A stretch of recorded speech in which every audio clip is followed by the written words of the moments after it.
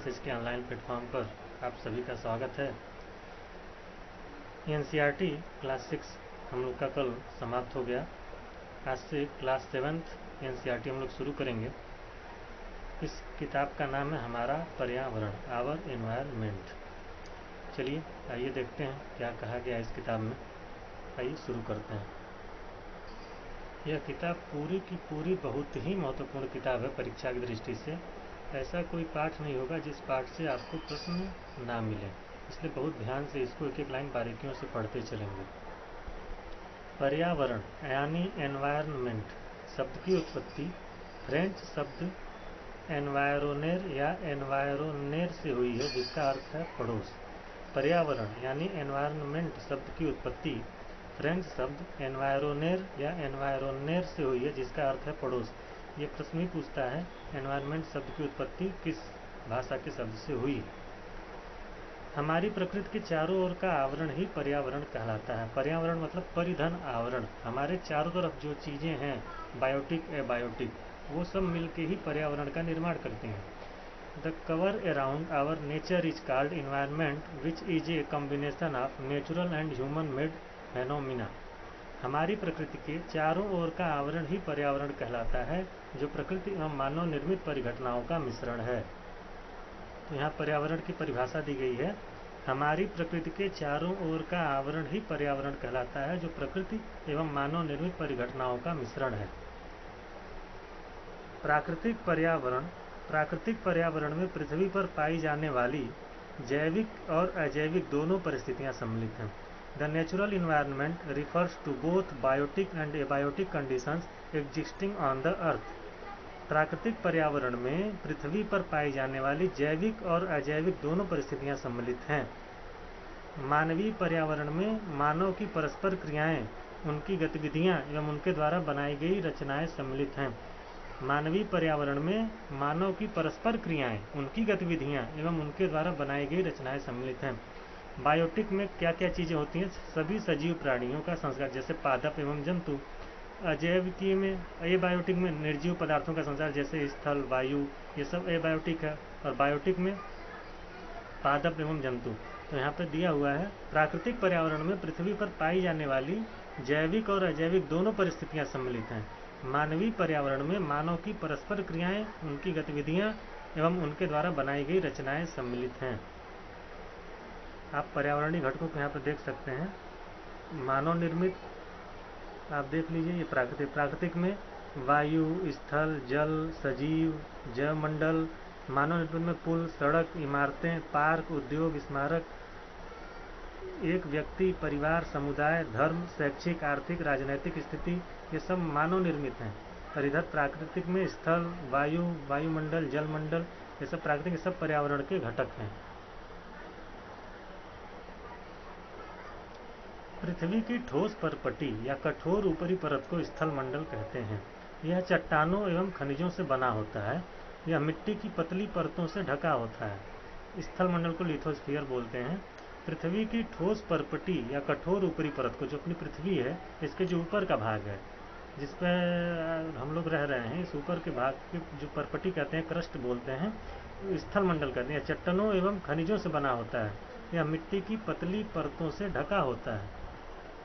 Lithosphere is the solid crust of the hard top layer of the earth. It is made up of rocks and minerals and covered by a thin layer of soil. यह स्थल आकृतियाँ महाद्वीपों के अलावा महासागर की सतह पर भी पाई जाती हैं। यह स्थल आकृतियाँ महाद्वीपों के अलावा महासागर के सतह पर भी पाई जाती हैं। स्थल मंडल वह क्षेत्र है जो हमें वन, कृषि एवं मानव बस्तियों के लिए भूमि, पशुओं को चरने के लिए घास स्थल प्रदान करता है। यह खनिज संपदा का भी एक स्रोत है। स्थल मंडल वह क्षेत्र है जो हमें वन, कृषि एवं मानव बस्तियों के लिए भूमि, पशुओं को चरने के लिए घास स्थल प्रदान करता है। यह खनिज संपदा का भी एक स्रोत है। Lithosphere is the domain that provides us forests, grasslands for grazing, land for agriculture and human settlements. It is also a source of mineral wealth. ये परिभाषा थी स्थल मंडल, लिथोस्फीयर की। अब हम लोग जल मंडल, हाइड्रोस्फीयर को देखेंगे। पृथ्वी के बहुत बड़े भाग पर जल पाया जाता है, जिसे जल मंडल कहते हैं। पृथ्वी के बहुत बड़े भाग पर जल पाया जाता है जिसे जल मंडल कहते हैं। पृथ्वी के 71% भाग जल एवं 29% भाग स्थल है। जल मंडल में जल के सभी रूप उपस्थित हैं, वाष्प में, गैस के रूप में, ठोस के रूप में, द्रव के रूप में। जल मंडल में जल के सभी रूप उपस्थित हैं। पृथ्वी पर पाए जाने वाले 97% से अधिक भाग महासागरों में पाया जाता है। पृथ्वी पर पाए जाने वाले जल का 97% से अधिक भाग महासागरों में पाया जाता है। More than 97% of the earth water is found in the oceans. वायुमंडल की परिभाषा है, गैसों की वह परतें, एटमॉस्फियर, गैसों की वह परतें जो पृथ्वी को चारों ओर से घेरे हुए हैं, उसे वायुमंडल कहा जाता है। The gases layers that surrounded the earth is the atmosphere. वायुमंडल 1600 किलोमीटर की ऊंचाई तक फैला है। इसको हमने क्लासेस के एनसीईआरटी में पढ़ा था। वायुमंडल 1600 किलोमीटर ऊंचाई तक फैला है। वायुमंडल को उसके घटकों, तापमान तथा अन्य के आधार पर 5 परतों में बांटा जाता है। हम लोगों ने क्लासेस की एनसीईआरटी में पढ़ा था। क्षोभ मंडल, समताप मंडल, मध्य मंडल, आयन मंडल, बहिर्मंडल, उसी के बारे में बता रहा है। वायुमंडल को उसके घटकों, तापमान तथा अन्य के आधार पर 5 परतों में बांटा जाता है। इन परतों को पृथ्वी की सतह से शुरू करते हुए, देखिए लिखा है, क्षोभ मंडल, समताप मंडल, मध्य मंडल, आयन मंडल तथा बहिर्मंडल कहा जाता है। इनके कहने का तात्पर्य है, अगर ये पृथ्वी है, इसके ऊपर हम लोग जाएंगे तो यहाँ पे क्षोभ मंडल, फिर समताप मंडल, फिर मध्य मंडल, फिर आयन मंडल, फिर ये बहिर्मंडल। कार्बन डाइऑक्साइड वायु का एक महत्वपूर्ण घटक है, लेकिन कार्बन डाइऑक्साइड की मात्रा में वृद्धि के कारण पृथ्वी के तापमान में वृद्धि हो रही है। इसे भूमंडलीय तापन कहा जाता है। यही ग्लोबल वार्मिंग है। कार्बन डाइऑक्साइड वायु का एक महत्वपूर्ण घटक है, लेकिन कार्बन डाइऑक्साइड की मात्रा में वृद्धि के कारण पृथ्वी के तापमान में वृद्धि हो रही है। इसे भूमंडलीय तापन कहा जाता है।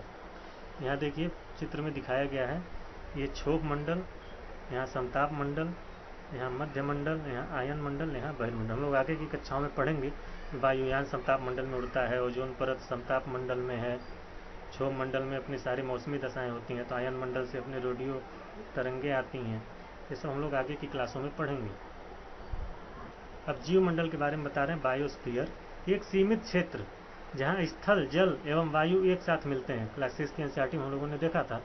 एक सीमित क्षेत्र जहाँ स्थल, जल एवं वायु एक साथ मिलते हैं।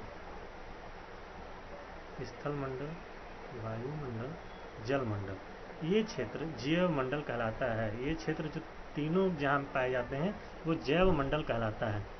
यहाँ जीवों की बहुत सी प्रजातियाँ हैं जो कि सूक्ष्म जीवों एवं बैक्टीरिया से लेकर बड़े स्तनधारियों के आकार में पाई जाती हैं। ये जैव मंडल के बारे में दिखा रहे हैं। ये आपका जल मंडल, ये वायुमंडल, ये स्थल मंडल, और ये तीनों ये जहाँ पे पाए जा रहे हैं ये आपका जैव मंडल हो गया। पारितंत्र वह तंत्र, इकोसिस्टम वह तंत्र जिसमें समस्त जीवधारी आपस में एक दूसरे के साथ तथा पर्यावरण के उन भौतिक एवं रासायनिक कारकों के साथ परस्पर क्रिया करते हैं, परस्पर अंतर संबंध दिखाते हैं, परस्पर क्रिया करते हैं, जिसमें वे निवास करते हैं। ये सब ऊर्जा और पदार्थ के स्थानांतरण द्वारा संबद्ध हैं। ये पारितंत्र इकोसिस्टम की बहुत अच्छी परिभाषा है।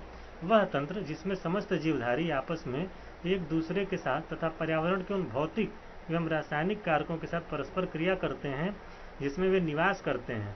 ये सब ऊर्जा और पदार्थ के स्थानांतरण द्वारा संबद्ध हैं। Ecosystem. It is a system formed by the interaction of all living organisms with each other and with the physical and chemical factors of the environment in which they live, all linked by transfer of energy and material. World environment day 5 जून को मनाया जाता है। यहाँ पे हमारा class 7th NCERT का पहला chapter खत्म हुआ। अब हम लोग दूसरे चैप्टर पे हमारी पृथ्वी के अंदर, हम लोग कक्षा 6 में देख चुके हैं पृथ्वी निरंतर गति कर रही है। हमारी पृथ्वी एक गतिशील ग्रह है। इसके अंदर एवं बाहर निरंतर परिवर्तन होता रहता है। The earth our homeland is a dynamic planet. It is constantly undergoing change inside and outside. पृथ्वी का आंतरिक भाग, पृथ्वी का आंतरिक भाग हम लोग देखेंगे।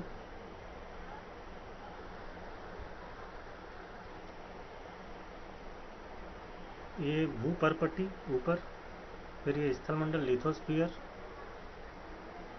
फिर मंटल, ये बाह्य क्रोड, फिर अंदर आंतरिक क्रोड।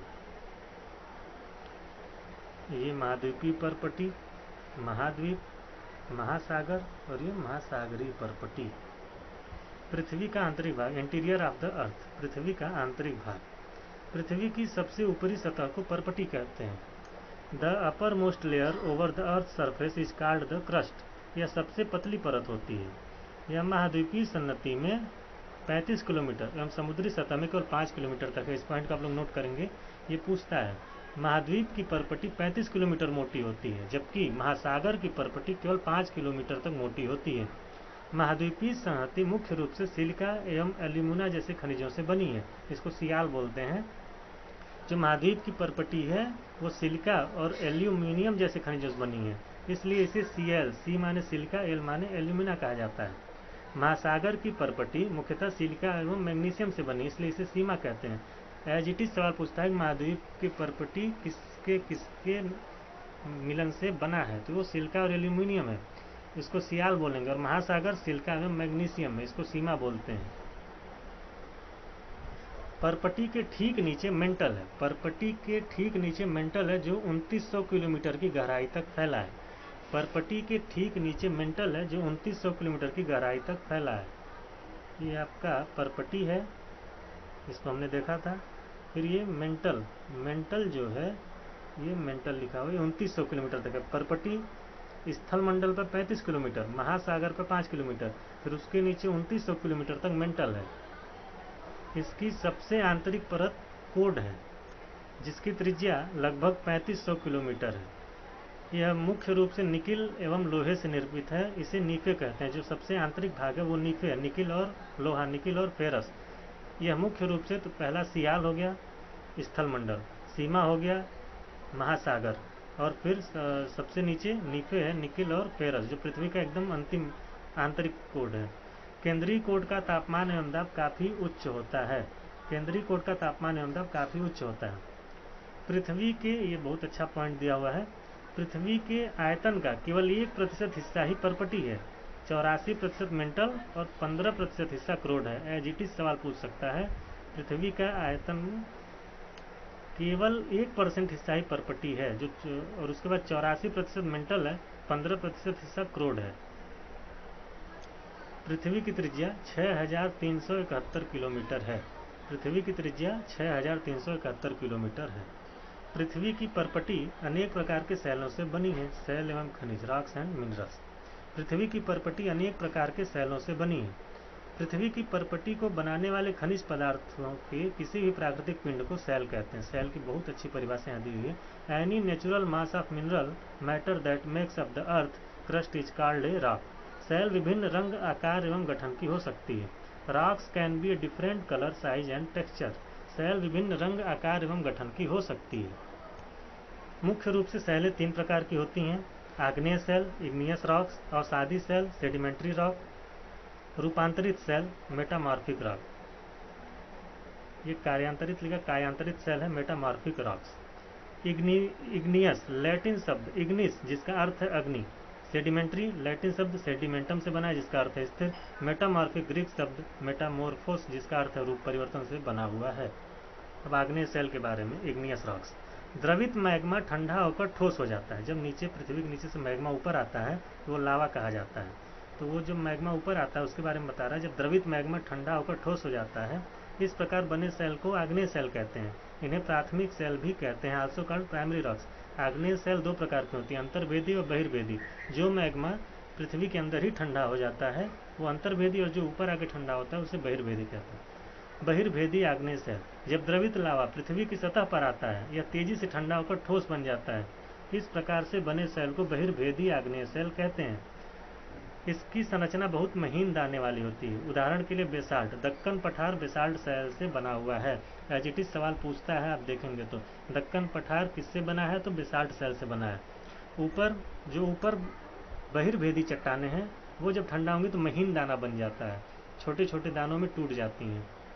अब आग्नेय सेल का हम लोगों ने बहिर्भेदी सेल देख लिया, हम लोगों ने अंतर्भेदी सेल आग्नेय सेल देखेंगे।